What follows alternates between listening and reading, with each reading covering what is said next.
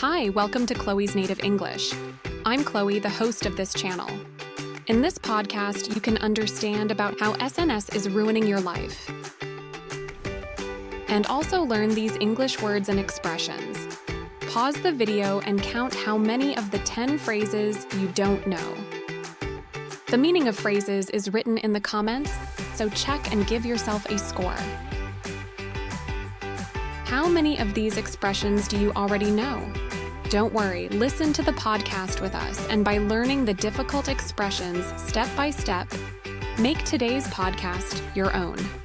Are you ready? Oh, and don't forget to like and subscribe. Let's get started. Do you find yourself endlessly scrolling on social media without even knowing why? Millions of people get caught in this cycle. But what's really happening in your brain? Social media addiction isn't just a habit. It's changing how we think, feel, and live. In today's episode, we'll explore how social media affects your brain, the role of dopamine, and how this habit could be damaging your mental health, relationships, and well-being. Let's dive into the world of SNS addiction. The dopamine trap. Why scrolling feels so good. When you first open social media after a break, it feels exciting. This excitement comes from dopamine, a chemical that makes you feel pleasure. But dopamine isn't just about feeling good. It's about seeking new and exciting things. Every new post, meme, or video gives your brain a hit of dopamine. At first, social media feels fun because of this. But over time, that excitement fades. You keep scrolling, not because it's fun, but because you're chasing that dopamine. The problem is, your brain starts looking for more dopamine, but rarely finds it, leaving you feeling unsatisfied. Before you know it, you're scrolling aimlessly, bored but unable to stop. Social media turns from pleasure to compulsion. Social media and obsessive behavior. As your brain gets used to dopamine hits, social media use becomes obsessive, similar to obsessive-compulsive disorder, OCD. The obsession starts with the thought, I wonder what's happening online.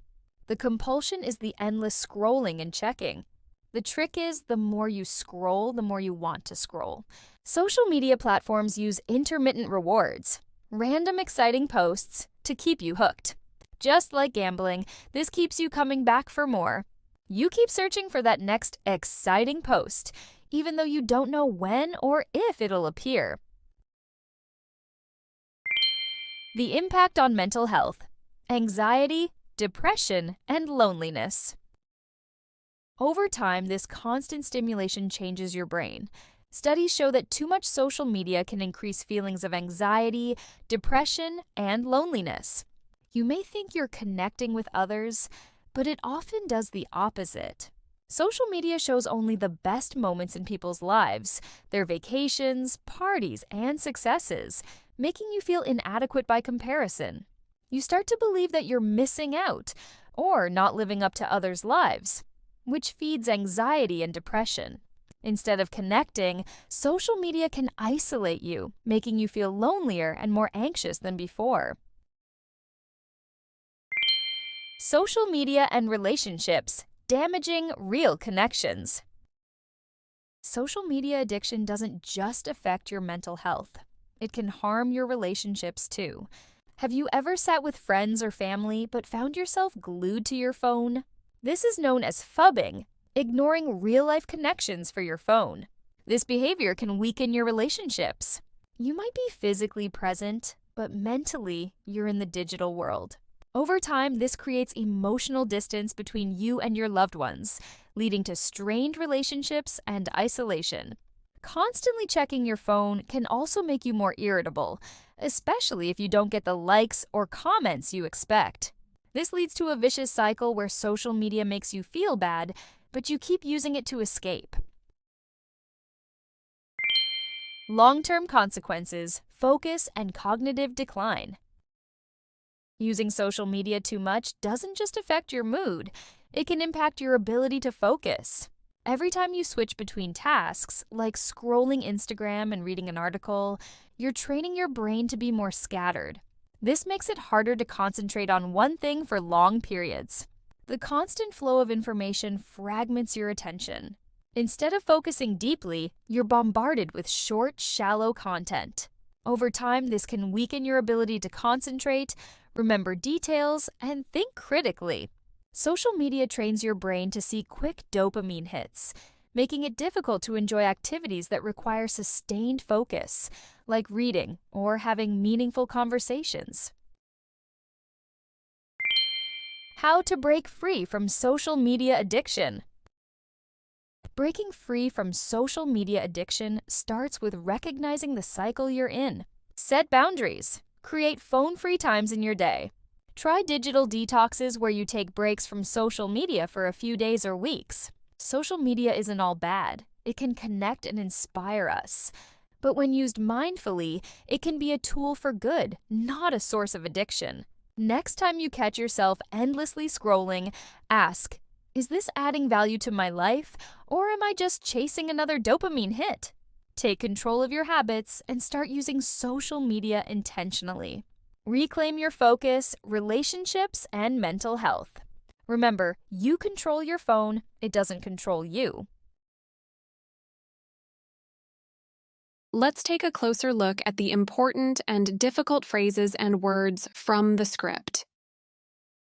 And number 1, scrolling is the action of moving up or down on a screen to see more content. In this podcast, scrolling is used to describe moving endlessly on social media without a clear reason. Number 2, addiction is a strong need to keep doing something, even if it's harmful. In this context, it explains how people feel they must keep checking social media, even if it's bad for their mind. Number 3, obsessive means thinking or doing something too much, almost without control. In the podcast, obsessive describes the urge to keep checking social media, like a habit that feels hard to stop. Number 4, compulsion is a strong feeling that makes someone do something, even when they may not want to. Here, compulsion is used to show how people feel forced to scroll on social media to feel better or less anxious. Number 5, inadequate means not feeling good enough or not as good as others. In this podcast, inadequate describes how social media makes people feel they are not doing as well as others. And number 6, phubbing is ignoring someone nearby by looking at your phone. In this podcast, phubbing describes how people on social media ignore real-life connections with friends or family. Number 7, consequences are the results or effects of an action. Here, consequences refer to the negative things that happen because of social media addiction, like poor focus or loneliness. Number 8, bombarded means to be hit or overwhelmed by a lot of things at once. In this podcast, bombarded is used to explain how social media fills the mind with too much information, making it hard to focus. Number 9, sustained means something that can continue or last a long time. In this context, sustained describes activities that need long, focused attention, like reading or having a deep conversation. Number 10, detoxes are breaks or pauses from something harmful to feel better or reset. In this podcast, detoxes are suggested as taking a break from social media to improve mental health. Did you enjoy this episode? If you have any questions, leave a comment. I'll be back with even more interesting content in the next podcast.